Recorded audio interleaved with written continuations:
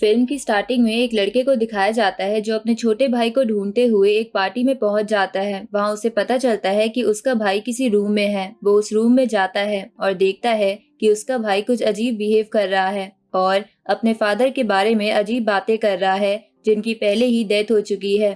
अपने भाई की बातों को सुनकर वो लड़का थोड़ा डर जाता है और उसे वहां से ले जाने लगता है। तभी अचानक से उसका भाई उस पर नाइफ से हमला कर देता है और फिर उसी नाइफ से अपनी जान ले लेता है। यहाँ से सीन शिफ्ट होता है मिया की तरफ, जो अपनी मॉम की डेथ की वजह से काफी अपसेट थी और उसके डैड से भी उसके रिलेशंस अच्छे नहीं थे। मिया के पास उसकी बेस्ट फ्रेंड जेड के छोटे भाई रिले का कॉल आता है। वो उसे बताता है कि जेड उसे पिक करने नहीं आई है, तो क्या वो उसे लेने आ सकती है। मिया तुरंत अपनी कार से रिले को पिक करने चली जाती है। वो दोनों रास्ते में काफी मस्ती करते हुए जा रहे होते हैं। तभी मिया को रोड पर एक कंगारू दिखता है जो काफी इंजर्ड होता है। रीले कहता है कि उसे ऐसे तड़पते हुए छोड़ना ठीक नहीं होगा। मिया सोचती है कि वो अपनी कार से उसे मार देगी, लेकिन वो ऐसा नहीं कर पाती और उसे वहीं छोड़कर चली जाती है। वो दोनों अब घर पहुंच जाते हैं। मिया देखती है कि जेड अपने बॉयफ्रेंड डैनियल से बात कर रही होती है, तो वो रीले और उसकी मॉम के पास जाकर बैठ जाती है और उनसे बातें करने लगती है। मिया और जेड को अपने एक फ्रेंड के घर पार्टी में जाना होता है, जिसके लिए जेड की मॉम काफी मुश्किल से उसे परमिशन देती है। मिया रीले को भी उस पार्टी में साथ ले जाने की जिद करती है। वो तीनों पार्टी में पहुंच जाते हैं और वहां उनके और फ्रेंड्स भी होते हैं, जिनमें से हेले और जॉश कहते हैं कि हम अब एक गेम खेलेंगे जिसका नाम है टॉक टू मी। वो सब लोगों से पूछती है कि कौन इसे खेलना चाहता है। ये सुनकर मिया कहती है कि वो पहले खेलना चाहती है। जॉश मिया को चेयर से बांध देता है और उसके सामने रखे टेबल पर एक कैंडल जलाई जाती है और उसी टेबल पर एक हाथ जैसे दिखने वाली मूर्ति को रखा जाता है। हेले मिया को कहती है कि इस मूर्ति को पकड़कर तुम्हें बोलना है टॉक टू मी। मिया जैसे ही ऐसे करती है, उसे अपने सामने एक बूढ़े आदमी की आत्मा दिखती है और वो डर कर उस हाथ को छोड़ देती है। जेड और रीले उसे देखकर काफी हैरान हो जाते हैं। उन्हें लगता है कि मिया ड्रामा कर रही है। हेले मिया को कहती है कि तुम्हें डरने की जरूरत नहीं है, बस तुम उस आत्मा को अपने अंदर आने दो, हम तुम्हें कुछ नहीं होने देंगे। मिया उनकी बात मान लेती है। वो दोबारा उस हाथ को पकड़ती है। इस बार उसे एक औरत की आत्मा दिखती है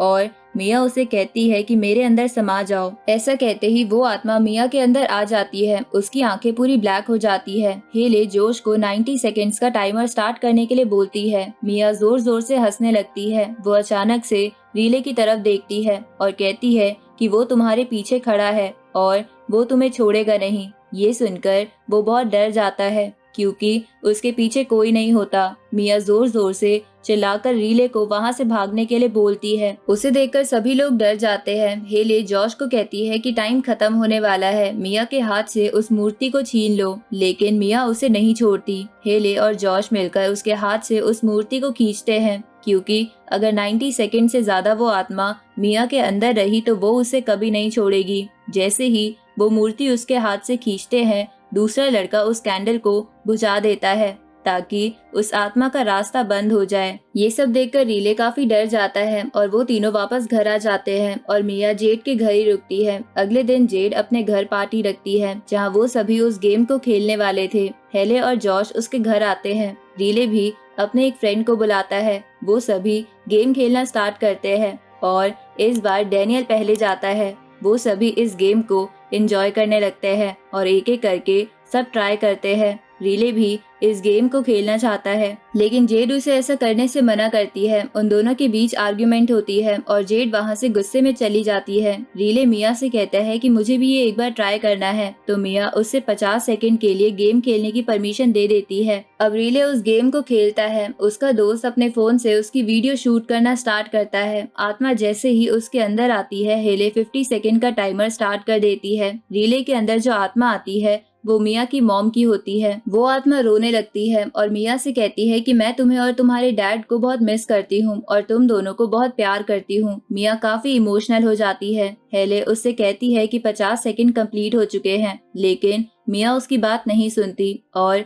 उसे थोड़ी देर रुकने के लिए बोलती है। अब रीले चुप हो जाता है और अचानक सामने रखे टेबल पर अपना सर जोर से मारता है। उसके सर से खून आने लगता है। जॉश उसके हाथ से मूर्ति छीनने की कोशिश करता है, लेकिन रीले जिस चेयर पर बंधा होता है वो चेयर अपने आप दीवार से जाकर टकराती है। रीले अपना सर जोर जोर से दूसरे टेबल पर मारता है। वो सभी डर के मारे चिल्लाने लगते हैं। शोर सुनकर जेड भी वहां आ जाती है और देखती है कि उसका भाई बुरी तरह से अपने आप को मार रहा है। वो उसे रोकने के लिए अपना हाथ टेबल पर रखती है ताकि उसे और चोट ना लगे। जेड एम्बुलेंस को कॉल करती है। रीले को हॉस्पिटलाइज किया जाता है। पुलिस उन सभी से पूछताछ करती है। रीले का फ्रेंड पुलिस ऑफिसर्स को वो वीडियो दिखाता है जिसकी वजह से उन सभी पर पुलिस जो शक कर रही थी वो दूर हो जाता है, क्योंकि वीडियो में रीले खुद को चोट पहुंचा रहा था। जेड अपनी मॉम को कॉल करके रीले को लगी चोट के बारे में बताती है और वो सब हॉस्पिटल जाते हैं। मिया को उसके डैड घर ले आते हैं और उससे बात करने की कोशिश करते हैं, लेकिन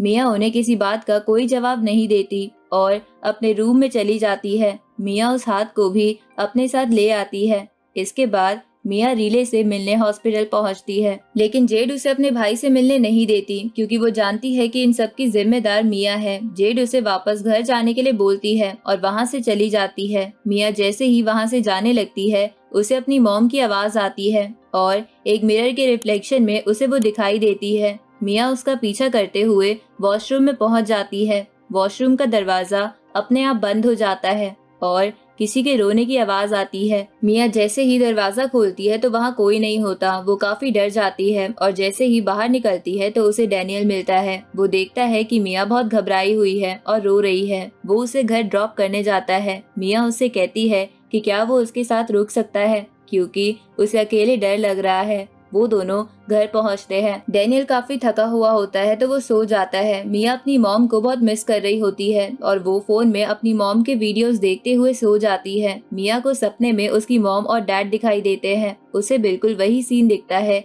जब उसकी मॉम की डेथ हुई थी, लेकिन जब वो अपनी मॉम की बॉडी की तरफ देखती है तो उसे अपनी बॉडी दिखती है और वो डर कर अचानक से उठ जाती है। जैसे ही मिया उठती है तो उसे अपने रूम में एक बहुत ही डरावनी औरत दिखती है जो डैनियल की तरफ आकर उसके पैर को चाटने लगती है। मिया जोर से चिल्लाकर डैनियल को जगाने की कोशिश करती है और जैसे ही डैनियल की आंख खुलती है तो वो देखता है कि मिया उसके पैर को चाट रही है। वो मिया से अपना पैर छुड़वाता है। मिया कहती है कि यहाँ एक औरत थी जो तुम्हारा पैर चाट रही थी। डैनियल उससे कहता है कि कोई और नहीं बल्कि तुम ही मेरा पैर चाट रही थी और वो वहां से चला जाता है। मिया इन सभी चीजों से बहुत परेशान हो जाती है और वो दोबारा उस हाथ के जरिए अपनी मॉम से बात करने का डिसाइड करती है। इस बार सच में उसकी मॉम उसके सामने आ जाती है और उससे कहती है कि तुम्हें रीले की हेल्प करनी होगी। दूसरी तरफ जेड को दिखाते हैं, वो रीले को क्लीन कर रही होती है। तभी वो अचानक से उसके हाथ पर काट लेता है और दोबारा से अपना सर दीवार में मारने लगता है। उसके सर से जो खून निकलता है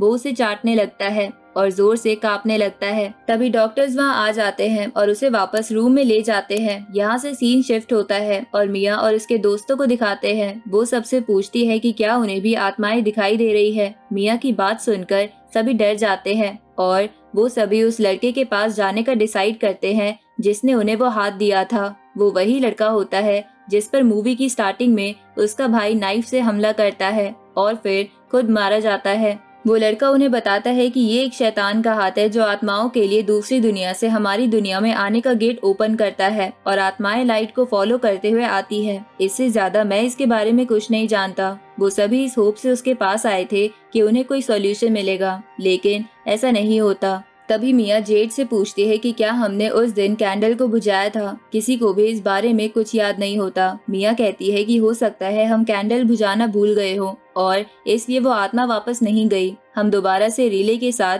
वही गेम ट्राई करते हैं और इस बार कैंडल को बुझा देंगे। वो तीनों हॉस्पिटल जाते हैं। डैनियल कैंडल जलाता है और मिया रीले के हाथ में उस मूर्ति को पकड़वाती है और कहती है टॉक टू मी, और कुछ सेकंड्स के बाद वो कैंडल को बुझा देते हैं, लेकिन उन्हें कोई फर्क नहीं दिखता। वो दोबारा ट्राई करते हैं लेकिन अभी भी कोई फर्क नहीं पड़ता। मिया कहती है कि हो सकता है रीले की आत्मा उसकी बॉडी से डिस्कनेक्ट हो गई हो और बुरी आत्माओं ने उसे कहीं कैद किया हो। इस बार मिया अपने हाथ में उस मूर्ति को पकड़ती है और कहती है रीले टॉक टू मी, और उसके ऐसा कहने से उसके सामने एक छोटी बच्ची आ जाती है। मिया उससे रीले के बारे में पूछती है। वो लड़की उसकी बॉडी में एंटर करती है और उसके विजुअल्स में उसे रीले दिखता है जिसे बहुत सारी आत्माओं ने पकड़ा हुआ है और उसे टॉर्चर कर रही है। जेड मिया के हाथ से मूर्ति छीनती है। मिया होश में आती है और रोने लगती है और कहती है कि वो रीले को नहीं छोड़ेंगे। मिया अपने घर चली जाती है। वहाँ उसके डैड उसकी मॉम का लिखा हुआ सुसाइड नोट उसे पढ़कर सुनाते हैं। मिया अपने डैड के गले लगकर रोने लगती है। तभी उसे अपनी मॉम की आत्मा दिखती है और वो अपने रूम में जाकर अपने आप को लॉक कर लेती है। उसकी मॉम की आत्मा उससे कहती है कि मैंने सुसाइड नहीं किया, तुम्हारे डैड ने झूठ बोला है। तभी उसके रूम के गेट पर मिया को उसके डैड की आवाज आती है, जो जोर जोर से उसका गेट खोलने की कोशिश कर रहे थे। मिया की मॉम कहती है कि ये तुम्हारे डैड नहीं है, तुम्हें उसे मारना होगा और जाकर रीले की मदद करनी होगी। तभी उसके डैड रूम में आ जाते हैं और उसे मारने की कोशिश करते हैं और वो जमीन पर गिर जाती है। लेकिन एक्चुअल में ये सभी चीजें सिर्फ मिया के माइंड में चल रही थी और उसके डैड उसकी चिल्लाने की आवाज सुनकर उसे देखने उसके रूम में आते हैं और जैसे ही वो दरवाजा खोलकर देखते हैं तो मिया जमीन पर गिरी होती है। वो उसे उठाने के लिए उसके पास जाते हैं। तभी मिया सीजर उठाकर अपने डैड के गले में मार देती है और वो वहीं मर जाते हैं। मिया को लगता है कि उसके डैड भी एक बुरी आत्मा थे, जबकि असल में ऐसा कुछ नहीं था। मिया जेड को कॉल करती है और कहती है कि मैं जानती हूँ रीले को कैसे बचाना है, तुम मुझे लेने मेरे घर आ जाओ। जेड हॉस्पिटल से मिया के घर के लिए निकलती है, लेकिन मिया ऑलरेडी हॉस्पिटल में ही होती है। वो झूठ बोलकर जेड को वहाँ से बाहर भेजती है। मिया रीले के पास जाती है और उसे वहाँ रीले की जगह एक बूढ़े आदमी की आत्मा दिखती है। वो उससे कहता है कि तुम उसे नहीं बचा पाओगी, वो हमारे कब्जे में है। दूसरी तरफ जेड मिया के घर पहुंच जाती है और वहां जाकर वो देखती है कि मिया के डैड मर चुके हैं। वो तुरंत वहां से निकल जाती है और अपनी मॉम को कॉल करके पूछती है कि क्या मिया हॉस्पिटल आई है। उसकी मॉम बताती है कि वो रीले के साथ है। जेड कहती है कि रीले को उससे खतरा है। उसकी मॉम रूम में चेक करती है तो देखती है कि रीले और मिया दोनों ही रूम में नहीं हैं। तभी जेड भी वहां पहुंच जाती है और देखती है कि मिया रीले को व्हीलचेयर पर बैठाकर रोड की तरफ जा रही है। मिया रोड के कॉर्नर पर खड़ी हो जाती है। उसे लगता है व्हीलचेयर पर वही बूढ़ा आदमी है और वो उसे मार देगी तो सब ठीक हो जाएगा, जबकि असल में वो रीले होता है।